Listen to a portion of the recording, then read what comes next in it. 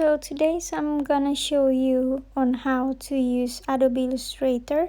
First of all, we need to make a new file, create, and then make sure you change to centimeters, and we're gonna make the file into 20 centimeters and 20 centimeters, so it will be square. And then create, and we're gonna have this square white page like this. And then we're just gonna move the tools to the side so we can see the square page that we will work on.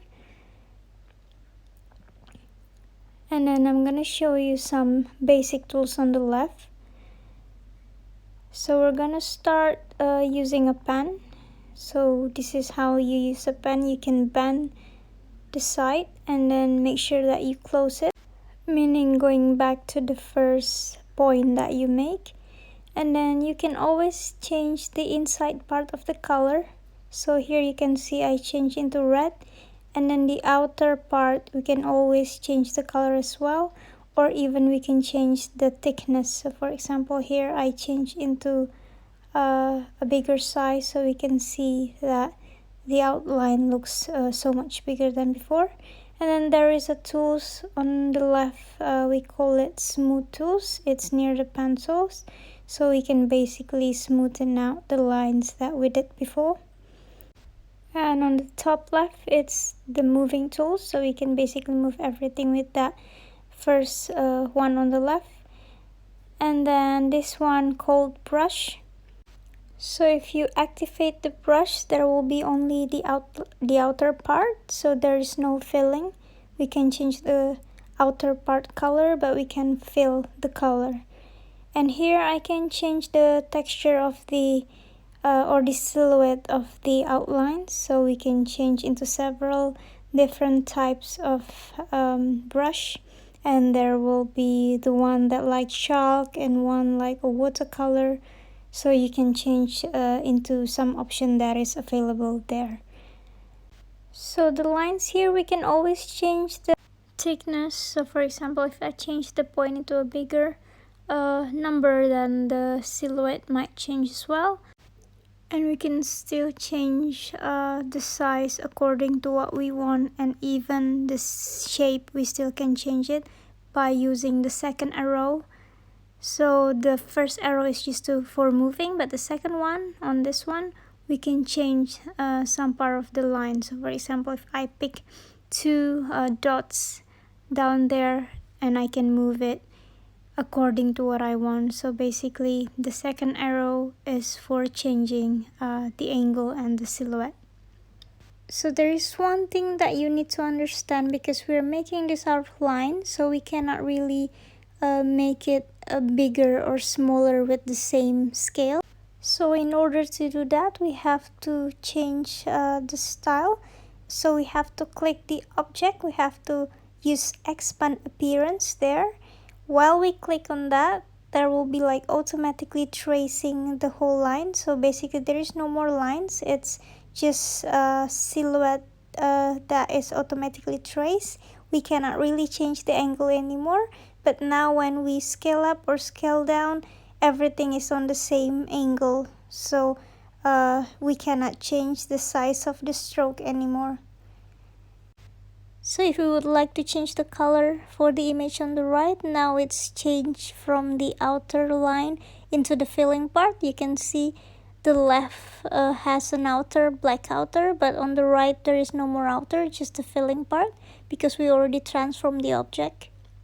And now I'm gonna show you another trick. So this is making a shape by clicking on the shape on the left. There is a square. So if you want to make a precise square, you have to click on shift on the keyboard, and then there will be a square or a precise rounded shape. But if you don't click the shift on this keyboard, the silhouette might be not like rounded, but it will be like an oval. So make sure that you click shift if you need to get the precise square or rounded shape. So here I'm just trying to build up some interesting silhouette out of the basic tools that we have here. And then I can always change the color into what I want. And then after that, we can start to make these things into an interesting object. And there is an option called Pathfinder on the right. If you cannot find it, you can click Window and then click Pathfinder. So this Pathfinder will be an interesting tool to use. I will show you in a moment after I built the shape here. So basically, this standard geometric shape that we have from the basic tools could be an interesting idea to start a print. So here I try to mix up the shape, and then I select the whole thing together. So if we click on the Pathfinder, the first option here, it transforms the whole thing into one. And then the second one, it's like cutting the whole thing. And then the latest one, we can see there's an inverted area. And in here at the bottom, actually it's like we separate the whole things together so we can cut off one by one. So later I'm gonna show you if we click on this one and then click right click and then ungroup them, and then we can take out these things one by one. So basically we'll find an interesting silhouette out of this. And then we can just arrange these things together and later making it into a print, for example. So this is just a basic idea on how to do a basic print, but there is a lot of option to do beside this. So try to be as creative as you can here and try to put everything together nicely. And after you decide the look or the design of this geometric shape, so after we compile everything together, we can start to do the layout. So basically what we do here is an example of doing a patch for a seamless pattern. So the 20 centimeter is the small patches that we can work on to make a big seamless pattern that will be applied on a fabric. And if you need to copy this, we can always click Alt on the keyboard to copy. That's the fastest way. And to change the angle, for example, you want to reflect, make a right click and then you can reflect the image. And then we can also make this thing into one group together by clicking right click and then make it a group. And then if you need to change, you can always ungroup by clicking the right click again. So basically it's really easy to mix and match only from one design. So when we start to lay out the design, we have to put the outer half part of the design outside the box and the other half will be inside the box, like this one. So make sure it is in the middle, because there is a small boxes that we can tell if it's right in the middle or not. So half on the outer part and half on the inside part of the box. So first we need to arrange the design at the top and also on the left side. So the top we call it Y coordinate, and on the left side we call it X coordinate. So we can see the coordinate on the transform, the X and the Y. So try to fill in the Y, which is the top, and then we fill the X part, which is the left. And then after that, we have to copy the same coordinate to the bottom part and also to the right side. And then later we can fill in the middle part randomly according to our preference. So now to copy the Y, click Command C and Command F or Control C or Control F.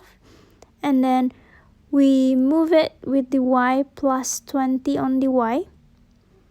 Again on the next one, Command C and Command F or Control C or Control F. And then on the Y plus 20, and then there will be a copy on the exact coordinate down there. And the same, all of the Y, you just have to add plus 20 after you click Ctrl C and Ctrl F. So Ctrl F is basically copying on top of it. And now we're going to the X. So Ctrl C, Ctrl F, and then put plus 20 on the X. Again here, Ctrl C, Ctrl F, or Command C, Command F. Plus 20 here, and then Ctrl C, Ctrl F. Again, plus 20 as well. So it has to be on the same coordinate to make a seamless pattern. And now to fill in the inside part, you can do it randomly or just as your preference on how to do it, but just make sure that you don't leave too much white part or background in the middle of the design, because when you leave too much blank part, it won't look good when you finally do the whole seamless pattern all together. So try to fill in the inside part wisely, and if you think it's already looking interesting, then we can finally start to do the seamless swatches afterwards. So here I'm just gonna do the inside part design, and after this we're gonna work on the background to make the swatches. So the background, you can pick any color that you like as your preference. So to make the background, you just have to make a square lines using the square tools that we have tried previously. So to make the box using the square tools, you can make any square shape, and then later on the transform box we can add this size, because it has to be 2020. So for example here I pick a random color first. Then you can go to the transform box and then make sure that you put the weight and the height is 2020 centimeter, because we already make the file into 2020 swatches, so make sure that it is the same size. And then to make it center, on the X and Y we put it half size of the 2020, which is 10 centimeter and 10 centimeter. And then we would like to make this as a background, so we have to put a right click and then arrange and then send to back, so we can see now the box is on the back.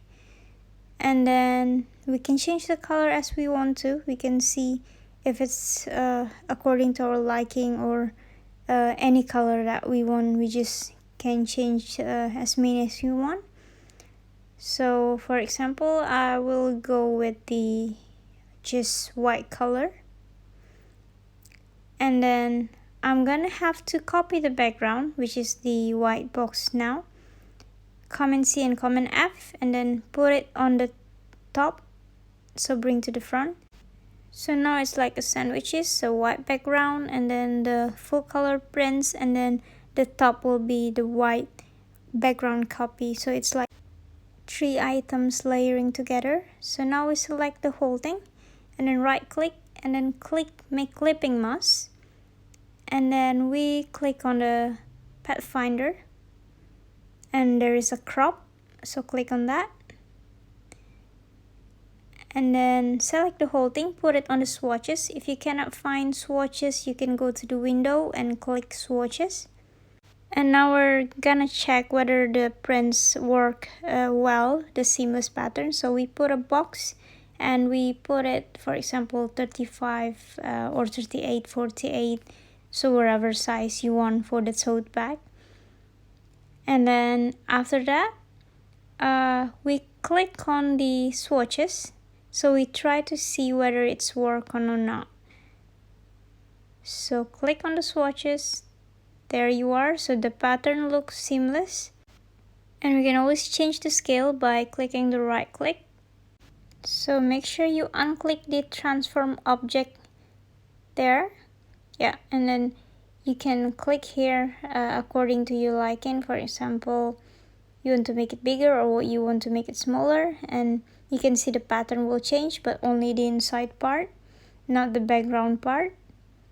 So again, you can always change the size, but make sure to unclick the transform object. So basically your seamless pattern is ready, and later we can develop this into a real prints on a tote.